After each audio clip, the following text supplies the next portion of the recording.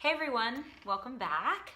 For episode 2, we're going to be talking about live looping, which is something that I am really new at. I'm just going to be super honest. I'm learning how to use the loop pedal. I'm learning how to incorporate it into my arranging, and it's been a super fun process. As someone who's been arranging for a long time, it's really exciting to have that as an option. It opens up a lot of possibilities, especially when you have so few singers, as we do in HIVE, where we have 5 singers. So in my last episode, we were talking about arranging real thing, and specifically some tips and techniques for how to arrange for very few voices when you only have a few parts. In our case, we usually have someone on lead, vocal percussionist, someone on bass, and so there are only really like 2 voices, not like just 2 voices left to harmonize. So live looping has been something we've been able to incorporate into a couple of our songs. It's not going to work all of the time, of course, and especially the more harmonically sophisticated songs you're doing, the harder it is to incorporate a live loop into it because the harmonies will change. So if your chord progression is consistently changing in the song, that's going to be really challenging. But anytime there's a repeated part, there's an opportunity for layering. So in one of the songs that we're doing, it's called Dusty Trails by a band called Lucius. The opening chord progression, there is some repetition. It repeats in the intro and it repeats for the first half of the verse. And the chord progression goes like this. It's E, and then E for another bar, and then D major, A, E. And that repeats several times before it goes to a new chord progression where we go to the B chord, A, and then back to E. So for that period of time, we have the option of doing a loop that can add some added layers to the arrangement. In addition, one of the things we wanted to do on Dusty Trails was feature our vocal percussionist, Courtney Jensen, who, if you don't know already, is also an amazing singer. She has a beautiful voice and is just as skilled as a singer as she is with a beatboxer, but most people know her for her beatboxing skills.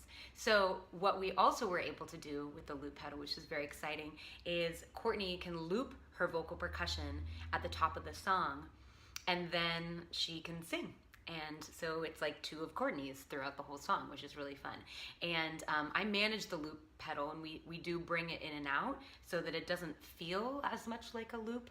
I think, you know, when you have little breaks in the percussion, it creates added momentum when you bring it back in. So we don't just like let it play for the rest of the song. We bring it in and out, and we chose really specifically the moments that we wanted to take it out and when we wanted to take it in, bring it in. So that was the other thing we were able to loop. So for the beginning of this arrangement, we also loop some harmony parts. As I mentioned, we have that chord progression there, and I'm going to show you in the arrangement what's happening. There are 2 Ninas and 2 Lisas, and that is because Nina and I are singing a looped part at the beginning. So we have this drone. Actually, I'm sorry, it's not a drone.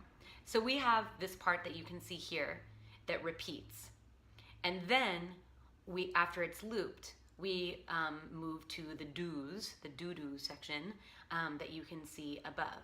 And that goes on for the first half of the verse. And we have this added bottom. I'm able to add a 9 and a 7 to these chords, which is really fun and wouldn't be possible if we didn't have the root and 5th pad that's happening underneath in the loop.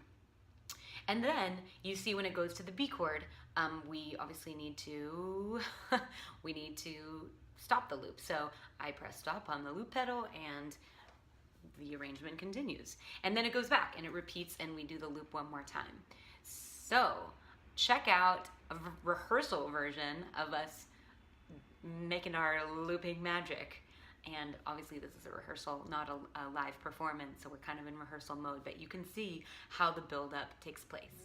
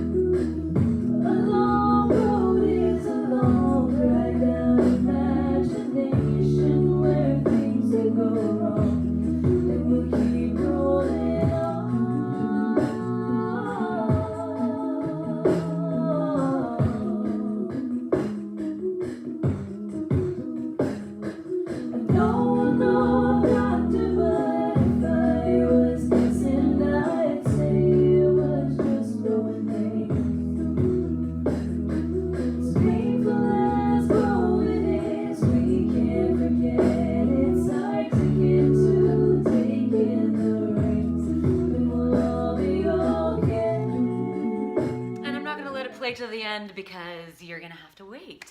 We will be releasing Dusty Trails in the coming months, sometime within the next few months, and you can catch it at our live show at Boston Sings Acapella Festival, which is also called Boss, in Boston, Massachusetts, on April 6th.